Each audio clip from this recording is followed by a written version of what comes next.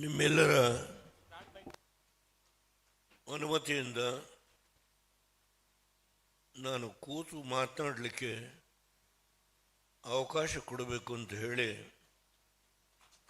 ಎಲ್ಲ ಪೂಜ್ಯ ಸ್ವಾಮಿಗಳವರ ಹಾಗೂ ಯಡಿಯೂರಪ್ಪನವರು ಡಿ ದೇವೇಗೌಡರು ಅಧ್ಯಕ್ಷ ಪುಟ್ಟರಾಜು ವೇದಿಕೆಯ ಮುಂದೆ ಕುಳಿತಿರ್ತಕ್ಕಂಥ ಎಲ್ಲ ಹಿರಿಯರು ತಾಯಂದಿರು ಮಾಧ್ಯಮ ಸ್ನೇಹಿತರು ಎಲ್ಲರಲ್ಲಿಯೂ ನಾನು ವಿನಯಪೂರ್ವಕವಾಗಿ ಕೇಳ್ಕೊಳ್ತೇನೆ, ಕೂತು ಮಾತಾಡಲಿಕ್ಕೆ ತಾವು ಅವಕಾಶ ಕೊಡಬೇಕು ಅಂತೇಳಿ ತಮ್ಮಲ್ಲಿ ಪ್ರಾರ್ಥನೆ ಮಾಡ್ತೇನೆ.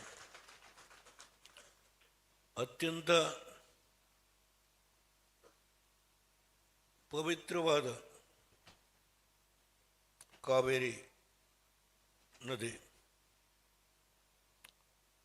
25 ವರ್ಷದ ಹಿಂದೆ ನಾನು ಪರಮ ಪೂಜ್ಯ ಸ್ವಾಮಿಗಳು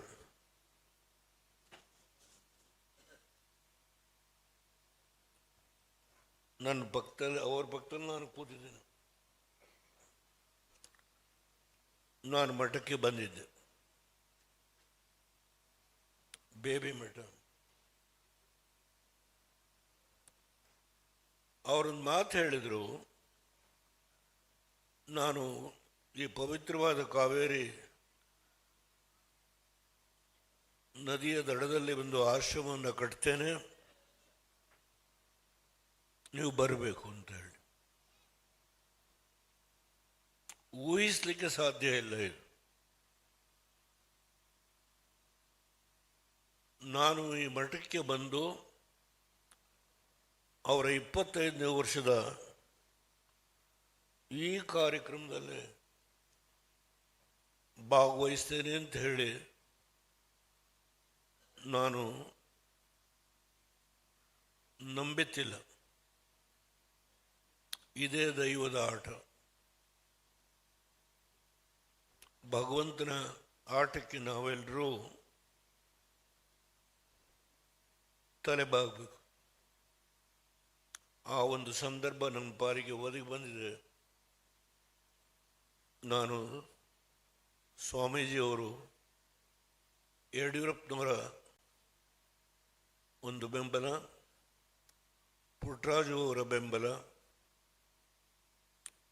ಇವರ ಭಕ್ತಾದಿಗಳ ಬೆಂಬಲ, ಎಲ್ಲರ ಒಂದು ಸಹಕಾರದಿಂದ ಇವತ್ತು ಈ ಮಠವನ್ನು ಕಟ್ಟಿದ್ದಾರೆ.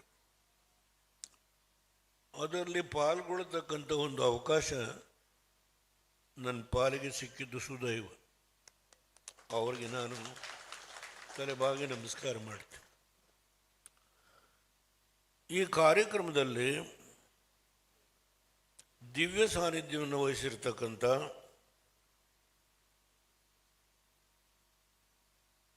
ಈ ರಾಜ್ಯದಲ್ಲಿ ಪುರಾತನವಾದಂಥ ಜಗದ್ಗುರು ಶ್ರೀ ಶ್ರೀ